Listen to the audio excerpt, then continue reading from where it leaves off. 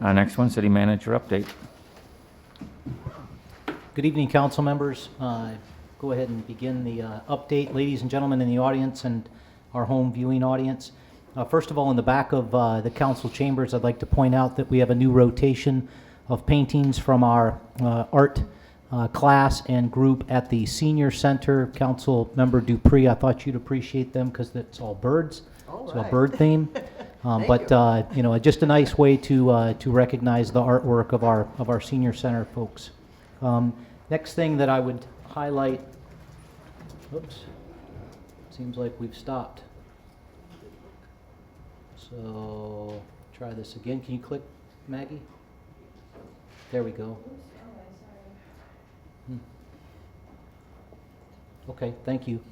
So first of all, I wanted to point out Fire Chief Randy R. Banker assumed duties effective January 5th. We had a swearing-in ceremony here for him, his family, for the department, for the city, and for the community. And I believe Randy's in the back. Randy, if you could stand up, just give everybody a wave. Again, congratulations. Welcome to the community. Next thing is this past Saturday, the city, and in particular DPW and the fire department, hosted during construction tours of the new Central Fire Station. And we had 90 attendees that ran through those tours, and a great event to see the facility. If you haven't had an opportunity to do one of the during construction tours, the one we did in October or this one, when we hold the ribbon cutting later this spring and open house, we'll make sure that there are tours associated with that. Also, the city signed a 5-year waste disposal contract for approximately 7 to 8 ton to go into the landfill. That's a good news story because that's now the 6th contract that the city has negotiated here in 2015. And so if you looked at the financials this month, I believe Councilmember Bob Zine paid particular attention, was that fund is becoming much more healthy. And so the steps that the council took in the summer of 14 are paying dividends now at the end of 15. Next is Hedberg Public Library. For those that are paying attention, they have gone through a review to determine whether it was feasible to conduct a capital campaign to raise money for their renovation project. That's a $2.5 million project. The campaign said yes, there's sufficient interest and sufficient funding and backing here in the locale, and so they're going to work on that over about the next 18 months to do that by mid-2017. So good work by the public library. And then just an update on our social media presence. We pay attention to folks that are engaging us through social media. And so what we've seen in 2015 is a 66% increase in Facebook page likes, and then a 62% increase in our number of our Twitter followers for the city. And so social media is working, and Maggie Herdlicka, our management information specialist, runs that program for us. So thank you, Maggie. Next slide. Next thing I'd like to point out is that the reservation window for the pavilions across the city have opened up. There are 20 pavilions and picnic groves that are available for rental. You can do that online. If you go to our website /pavilions, there's an information page of how you do that. Again, you can make them in person or online.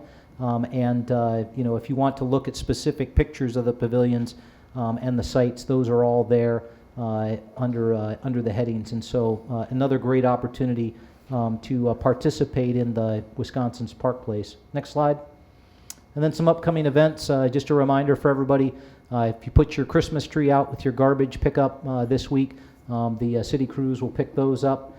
Tomorrow night, for those folks that are interested, we're holding a public hearing, but it's a joint public hearing between the Town of Rock Board and the City Council, and that's at UW Rock County from 6 to 7 p.m., and that's dealing with the cooperative boundary plan that is going on the south side of Janesville, in between the southern limits and the airport. January 14th, for those that are interested, we have a state legislative roundtable from 3 to 5 in the room next door, room 416, where we'll be talking with city staff, council members, and our state legislators about our 2016 state legislative agenda. And then on January 22nd, we've got family swim and gym at Marshall Middle School, 6:30 to 8:30. Next slide. January 28th is our annual State of the City address. That's here in City Hall. We'll spend the first hour next door in an open house, much like we did last year, and then move in here for an hour presentation on the State of the City, getting everybody out of here by 7 o'clock. We invite all residents and the public to attend. January 31st, just a reminder, is the last day to pay your property taxes in full, or if you're just paying the first installment, but that's January 31st. Next slide. And then I encourage everybody to stay connected to the City of Janesville.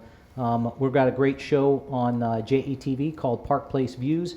We're discussing the 2016 budget and financial matters for the city. You can see that on channel 994, or just go to YouTube, type in JATV, and you'll be able to browse their selection of videos. You can always visit our website. You can subscribe to email broadcasts and updates, notifications by going to our city website /email lists and getting put on that automatic distribution. You can always like us on Facebook, follow us on Twitter, or receive emergency updates from the JPD via Nixle. Pending any questions, that's all I have. Any questions? Question, do you have a room number or something for tomorrow night at UROC, or location? Off the top of my head, I don't know the room number. Paul, there we go.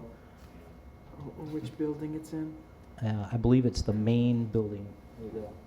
Nope. Let's see what we got. Lecture Hall 130. Lecture Hall 130.